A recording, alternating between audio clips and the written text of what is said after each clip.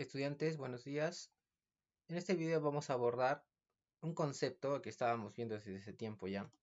Tenemos el concepto de servidor y cliente. Habíamos dicho que el servidor es la hoja de cálculo de Google y el cliente es nuestra aplicación web. Y ellos se comunican a través de Google Script.run, ¿no? Un comando utilizado para ejecutar funciones del servidor a partir del cliente. Y hasta ahora habíamos hecho lo siguiente. Habíamos estado enviando información del cliente al servidor. ¿Cómo es eso? Que en el cliente escribíamos los datos de una persona en un formulario, ¿sí? En una aplicación web, y a través de Google Script.run lo enviamos a la base de datos, ¿sí? Enviamos la información y se queda almacenado ahí.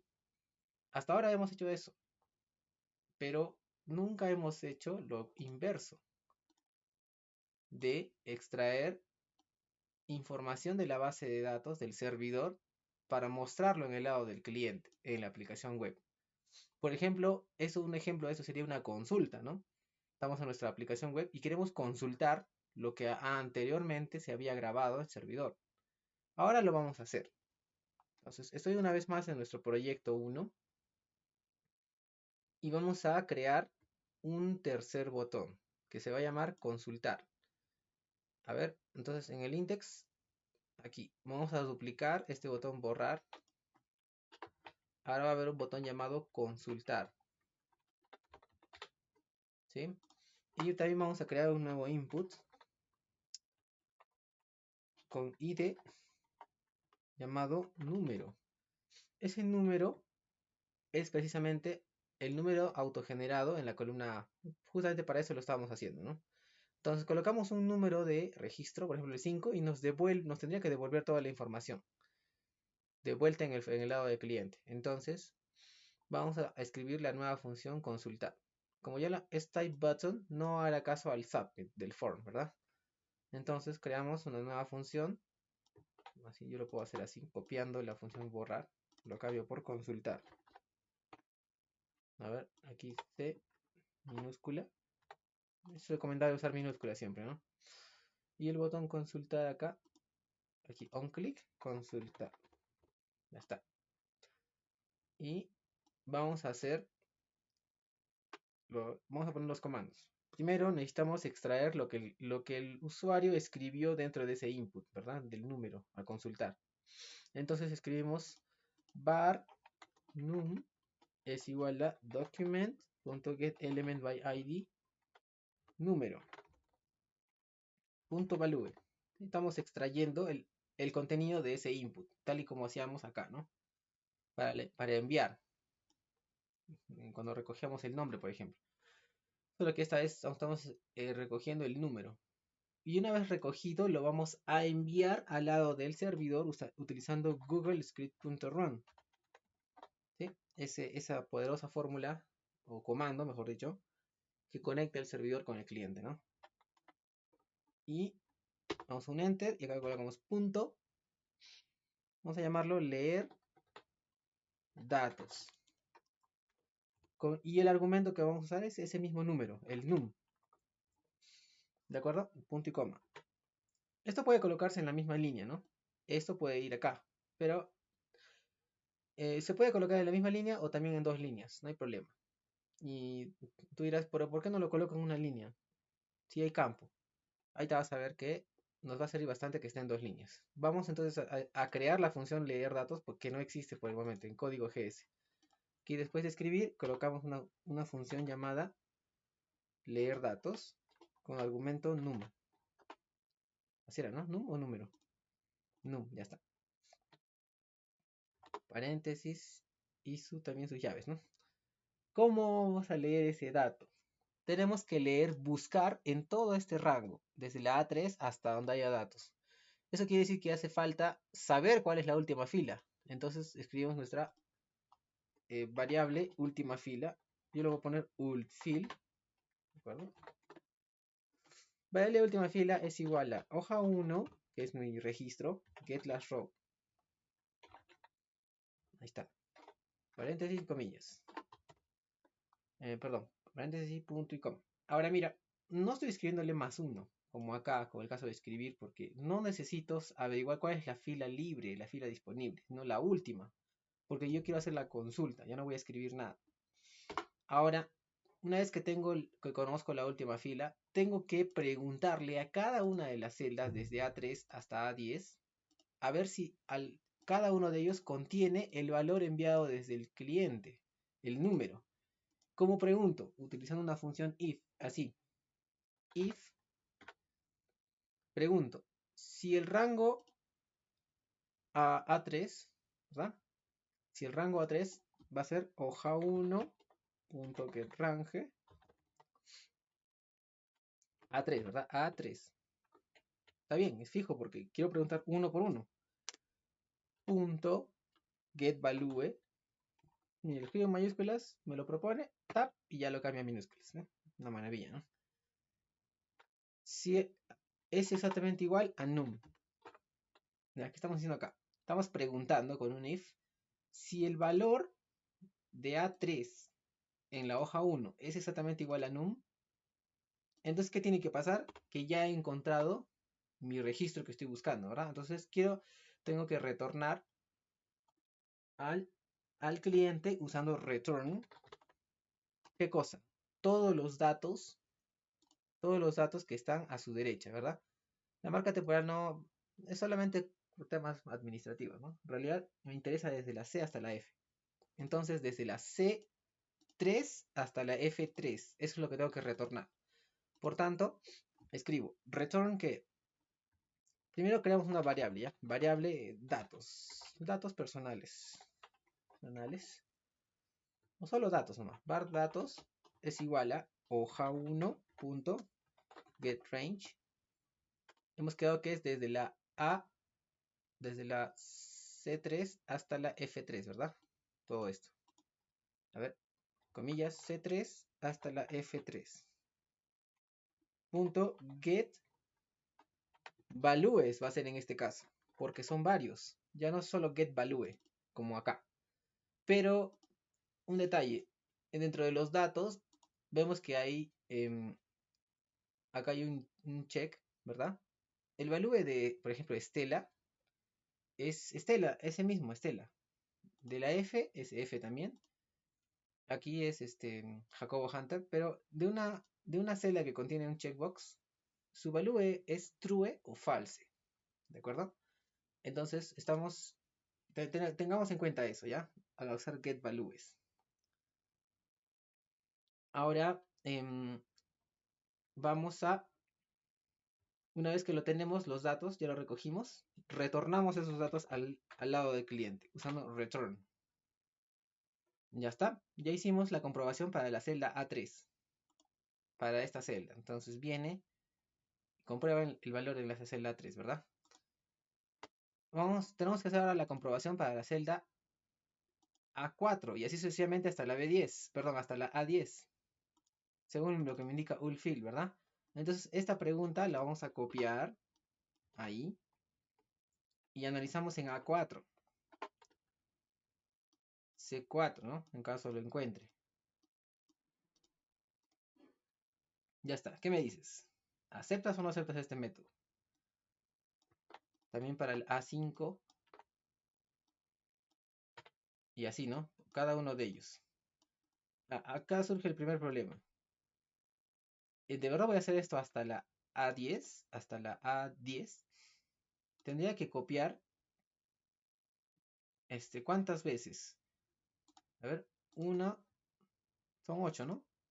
8 veces, ya hice 3. Pero este es un código que yo he escrito. ¿Qué tal si ingresan nuevas personas y eso aumenta hasta el registro 20, por ejemplo? Va a haber más, y eso significa que, ¿quién va a escribir el nuevo código? A ver. Ya, para eso se utiliza un for. Les voy a explicar cómo funciona. El for solamente le hace falta que escribas una sola vez el if, ¿ya? Y antes del if voy a colocar for, así, for. Y entre paréntesis voy a colocar 3 parámetros. Una variable cualquiera, que podría ser i, ese es cualquiera, puedes ponerle a, b, w, puedes ponerle Juan, perro, no sé, pero ¿para qué escribir tantas letras pudiendo colocar una sola letra? I. Entonces, colocamos para I igual a 1. ¿Por qué 1? Porque la búsqueda la quiero que empiece desde la fila 1. ¿Es cierto eso? No. Quiero que empiece desde la fila 3. Por tanto, coloco para I igual a 3. ¿Ya? Punto y coma. ¿Hasta dónde quiero que haga la búsqueda? Hasta la fila 10, ¿verdad? 10 en este caso. Pero sabemos que ese 10 es el get last row. Por tanto, I menor o igual al ult fill. Entonces, la I va a recorrer desde la fila 3 hasta la fila ulfill, la que se haya calculado aquí con get last row. Finalmente, punto y coma, utilizamos i más más. Es un comando que indica que el i se debe ir incrementando de 1 en 1.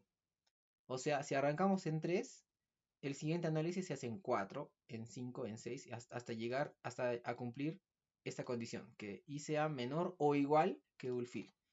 Bien, haremos las llaves y en su interior vamos a colocar a la función if.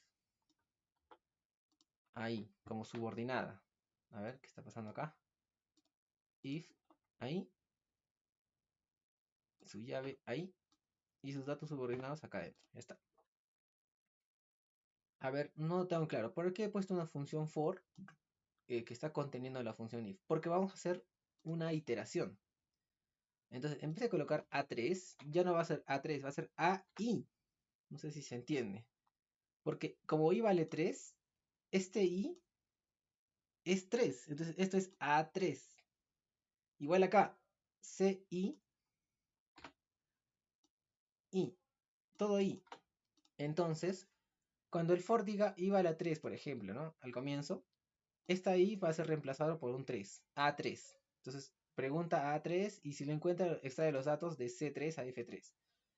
Si no se cumple esta condición, quiere decir que no, ese número no estaba ahí incluido, sino que está en los siguientes. Entonces, incrementa un número con este I más más. Y ahora dice I igual a 4. Entonces, acaba de evaluar 4 y así sucesivamente hasta el ulfill. El ulfill vale 10, ¿te acuerdas? Entonces, ahí iba a valer 10. Entonces, A10, C10, F10. Ya, todo está bien en teoría, solo que este es algo que está entre comillas. No podemos colocarlo ahí. Entonces tenemos que concatenar con un más, ¿ya? Ahora sí está correcto. Igual acá. No puedes colocarlo así. Tenemos que concatenar con un más. Empecemos con este que está fácil. Más i. Y continuamos con este. Aquí tiene que ir un i, ¿verdad? Pero como tenemos que concatenar, abrimos comilla y la cerramos. Entonces sería simplemente la c concatenado con un i. Y eso concatenado con un 2 puntos f.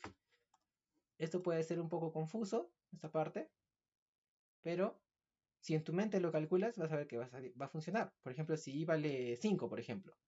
5 y 5. Entonces sería C5 2 puntos F5, lo cual es un rango válido, ¿verdad? Ya está. Ya lo hemos implementado. Ahora sí va a retornar los datos. Vamos a darle guardar. Y ¿de verdad van a retornar? Sí. Cuando tú utilizas Google Script.run y desde el cliente das una orden, ¿no? Mandas el número. Acá, el número. En el servidor se calcula, ¿no? Calcula la búsqueda utilizando el for. Y una vez que ya tiene la respuesta, lo retorna de nuevo al cliente. Y eso es lo que estamos retornando, los datos. Vamos a ver acá, datos. ¿Y cómo sé que han llegado? ¿Cómo sé que los datos han llegado?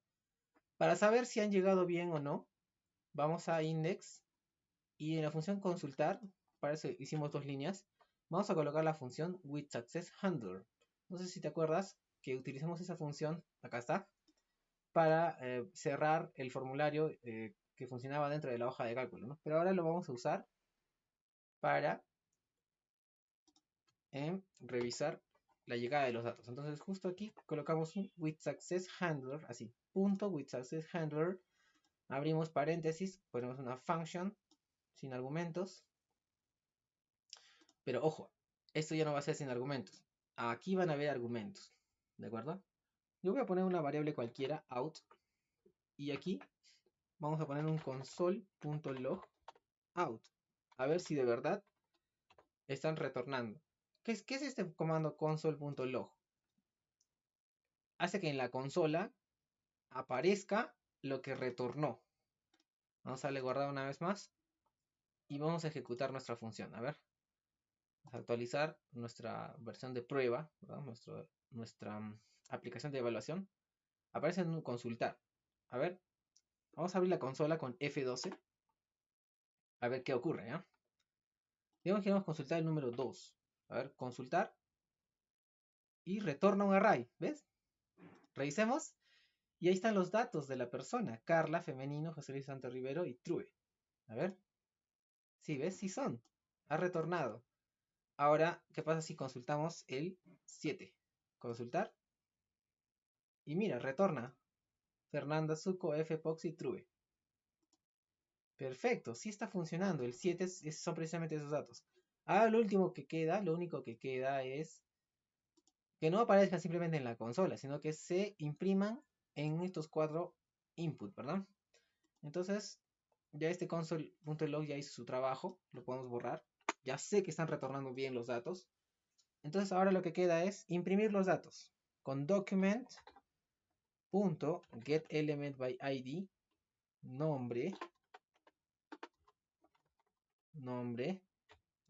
nombre.value va a ser igual a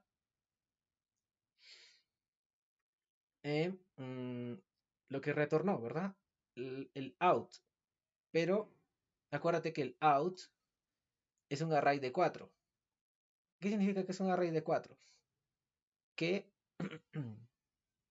el array de 4 empieza en índice 0 para el primer elemento, índice 1, índice 2 e índice 3. Entonces, aquí tenemos que colocar unas variables para que eso esté muy claro. Colocamos variable nombre o simplemente nom, ¿verdad? Va a ser igual a ese out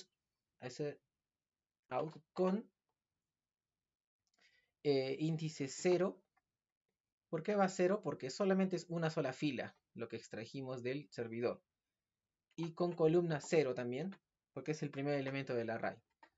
Ahora colocamos en sexo. Sex. Es el elemento de índice 1 en el array, ¿verdad? Después distrito, dis, es el elemento de orden 2 en el array. Y colocamos capacitado, cap, elemento de orden 3. Ya está. Ahora sí, punto value va a ser simplemente nom. Ahí lo tenemos. Para el sex no va a ser tan fácil, porque sex me está retornando m y f, y según eso se tiene que marcar el radio, ¿no? El radio correspondiente. Entonces, vamos a aplicar una función if, ¿de acuerdo? Decimos if. Como sé que los valores que están en la base de datos, o bien es masculino o femenino, ¿verdad? No puede ser otra cosa. Entonces, vamos a decirle si el sexo que retornó es exactamente igual a masculino, entonces, ¿qué es lo que va a pasar? Que, a ver, ya ves, el document getElementById con m punto checkit igual a true. Ya está. Caso contrario, else, abrimos otra llave, document getElementById con f checkit true. ¿Se entiende, verdad? Eso es una pregunta, ¿no? Si lo que retornó en sexo es masculino, pues que el m, el elemento de id m, que se marque. Pero si no retornó un m, sino un f, entonces el elemento de id f que se marque. Check true. Bien, está fácil de entender esto, ¿verdad? Ahora, ya, continuemos. Para el distrito es fácil. Es igual que el nombre. Todo esto lo copio y lo pego. Distrito. Le ponemos dis. Ya está. Y para el capacitado va a ser lo mismo que para el sexo, ¿no? Lo que creamos es este if, a ver, por acá, así. Decimos, si incapacitado ha retornado un true, bueno, en realidad no va a hacer falta un if. De frente podemos aplicar esto de aquí. Document get element by ID capacitado punto checked igual a cap. Acuérdate que cap es el cuarto elemento del array, ¿verdad? De índice 3. Y ese elemento, mira, me está dando un valor true o false, un valor lógico absoluto. Entonces directamente puedo usar ese valor lógico para imprimir la propiedad checked en ese ID, en ese elemento cuyo ID es capacitado. A ver, vamos a darle guardar, pero antes un tema. Cuando tú haces la consulta y retorna, sería bueno borrar, ¿no? Borrar la información previa. Entonces, antes de empezar a imprimir los valores, vamos a darle borrar. ¿Y cómo vamos a borrar? Aprovechándonos de la función borrar que está anteriormente. Simplemente llamamos a la función haciendo así, borrar, paréntesis, y ya está. Entonces, cuando retornen los valores en el out, cuando retornen y se almacenen, antes de empezar a imprimir, borramos todo y recién imprimimos, ¿ya? Guardar. A ver. Ya la consola ya no me hace falta porque ya sé que están retornando, ¿eh? Más limpio. La vamos a actualizar. Y vamos a consultar el 6, por ejemplo. 6, consultar. Hace la consulta y retorna, mira, como puedes ver, los valores. A ver, 6 de Escobedo, femenino por copata y no está capacitado. A ver, ¿qué hay de este registro 4? A ver, vamos a borrar. 4, consultar. Sí, perfecto. Vale, nombre, se marca masculino, se pone su distrito de la joya y se marca la casilla capacitado, tal y como está en la base de datos. Entonces, en este video hemos aprendido a extraer información del servidor al cliente, porque no solamente basta con que una aplicación envíe datos del cliente al servidor, sino también debes poder extraer datos del servidor al cliente. ¿Cómo se hace eso? Ambos se logra utilizando Google Script.run, ¿verdad? Para el caso de escritura al servidor, Google Script.run envía los datos del cliente al servidor directamente y aquí ejecutamos una función de escritura.